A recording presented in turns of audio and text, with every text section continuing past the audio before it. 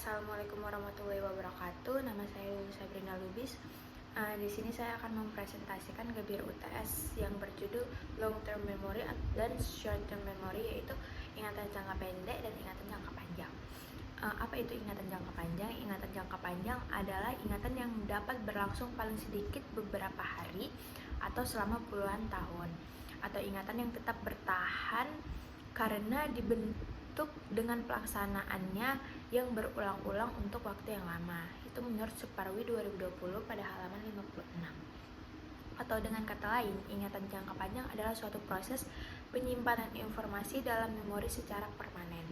Ingatan jangka panjang juga merupakan penyimpanan informasi yang dihipotesiskan dalam pikiran dengan kapasitas yang tidak terbatas, yang terdiri dari sebagian informasi yang awalnya dalam memori jangka pendek yang telah ditransfer untuk penyimpanan yang permanen. Memori jangka panjang biasanya diberi sebuah label dengan atau sebagai memori eksplisit, memori semantik, dan memori implisit. Nah, apa itu memori eksplisit? Adalah ketika seseorang yang dengan sengaja menghafal sesuatu. Contohnya itu adalah ketika musim ujian, anak-anak yang akan melangsungkan ujian akan dengan sengaja belajar dan menghafal rumus-rumus untuk mempersiapkan waktu ujian di keesokan harinya. Yang kedua adalah memori semantik. Memori semantik itu biasanya berisi tentang fakta, konsep, nama, dan pengetahuan umum, dan lain-lain. Yang ketiga adalah memori implisit. Memori implisit itu kebalikan dari memori eksplisit. Memori implisit itu adalah ingatan yang yang kita ingat dengan secara tidak sengaja, atau bisa disebut dengan memori non-deklaratif karena seseorang tidak secara sadar membawanya ke dalam kesadaran.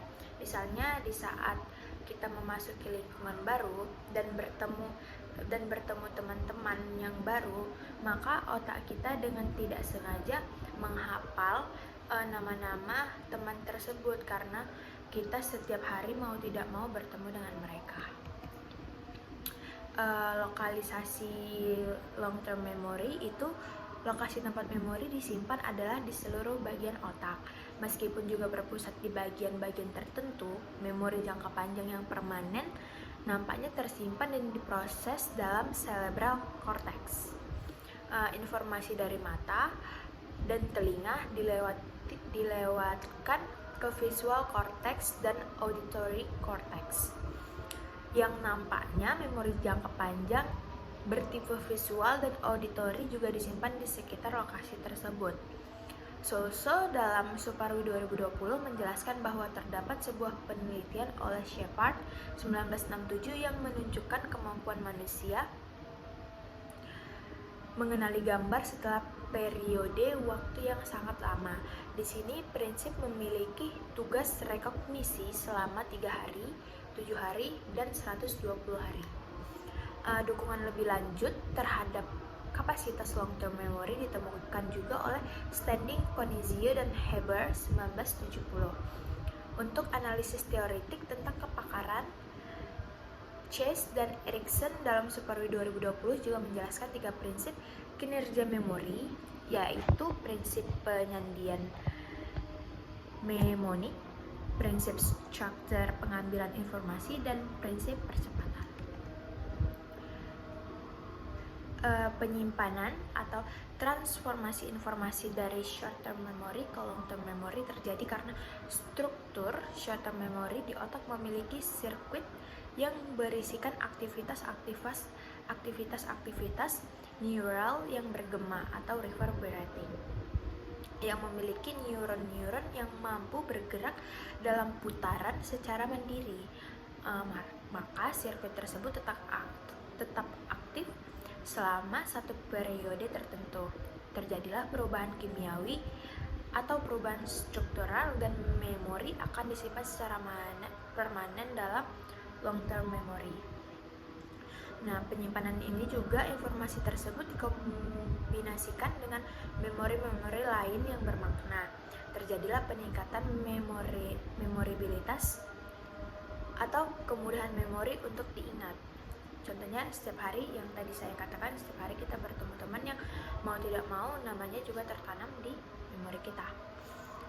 Sejumlah pengalaman lebih mudah diingat dibandingkan pengalaman lain. Sebagai contoh, pengalaman-pengalaman yang menyenangkan, yang melibatkan ego, atau yang bersifat traumatik.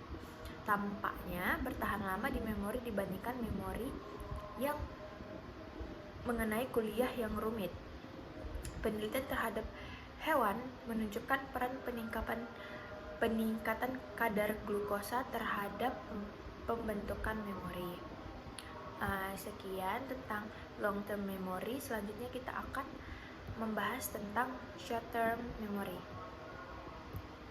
Nah, short term memory itu atau memori jangka pendek adalah memori penyimpanan sementara informasi-informasi sebelum diteruskan ke dalam memori jangka panjang. Jadi sebelum memori ini diantarkan ke memori jangka panjang, memori yang dibawa itu akan melalui memori jangka pendek dahulu. Baru setelah adanya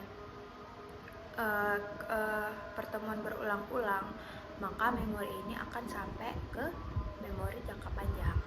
Nah, dalam memori jangka pendek terjadi proses encoding atau penyandian informasi sebelum diteruskan ke memori jangka panjang. Informasi-informasi yang tersimpan dalam memori jangka pendek dapat berupa informasi auditori, visual, atau semantik, tergantung jenis informasi yang ditangkap oleh sensoris seseorang.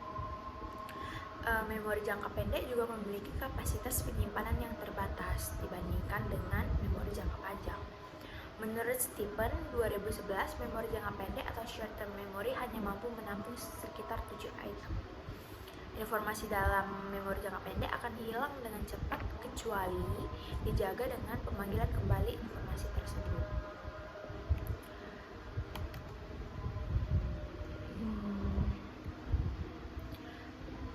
Yang tadi ada encoding. Encoding itu adalah tahap informasi yang akan diseleksi dari memori sensorik.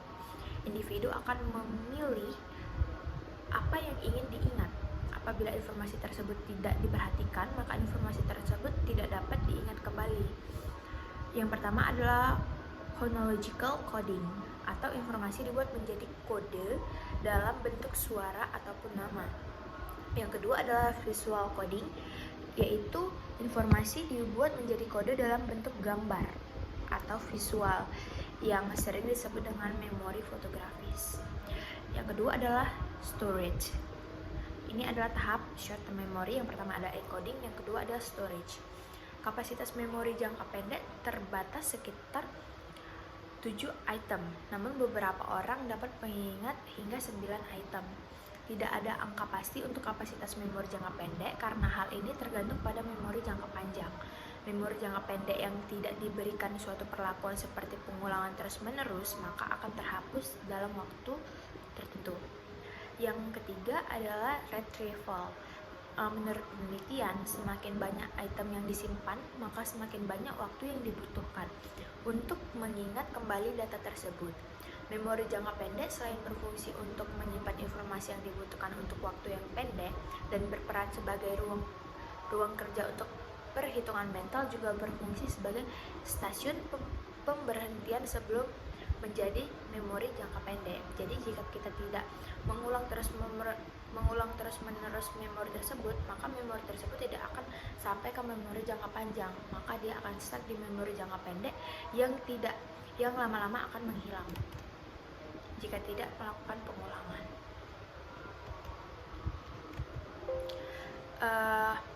Miller menyebutkan bahwa short term memory membuat 7 unit apapun itu, dalam bentuk apapun itu, bisa jadi huruf, angka, dan lain-lainnya, seperti yang dikatakan oleh filsuf abad ke-19 yaitu Sir William Hamilton.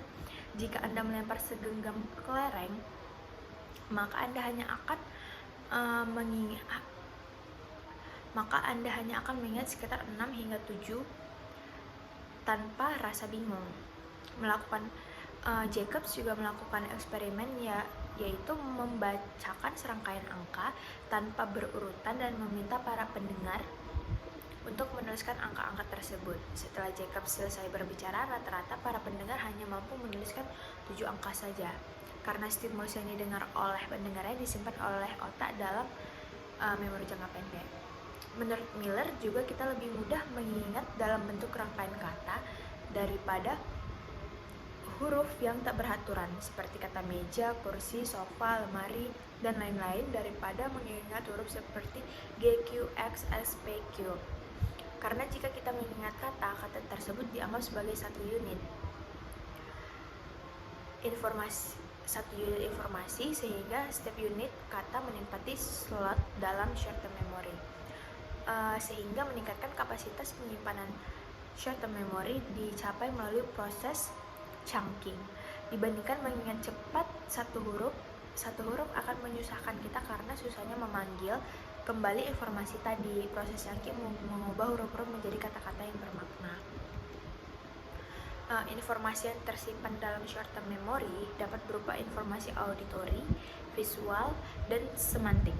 Sandi auditori merupakan sandi yang paling dominan dalam short-term memory, yaitu partisipan mendapatkan informasi dengan pendengaran. Sandi visual yaitu partisipan mendapat informasi dengan penglihatan. Sandi semantik yaitu sandi yang berhubungan dengan makna. Era modern, pemrosesan informasi sangat dipengaruhi oleh sebuah teknik eksperimental yang dikembangkan oleh Saul Sternberg, yaitu teknik eksperimental Sternberg melibatkan sebuah tugas pemindaian serial yang di dalamnya partisipan mendapatkan stimulus berupa serangkaian item, misalnya angka dengan jeda 1,2 detik setiap item. Diasumsikan bahwa item-item tersebut disimpan dalam short-term memory partisipan.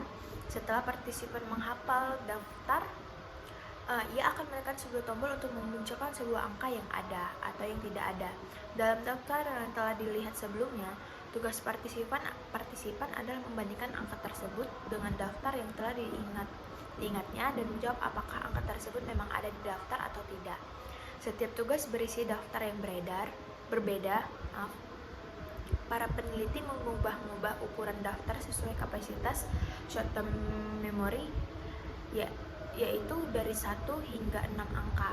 Maka pada dasarnya tugas ini mengharuskan partisipan mencari angka-angka dalam suatu daftar untuk menemukan jawaban yang tepat. Nah, sekian presentasi dari saya mengenai long term memory dan short term memory. Atas perhatiannya, terima kasih. Saya ucapkan terima kasih. Assalamualaikum warahmatullahi wabarakatuh.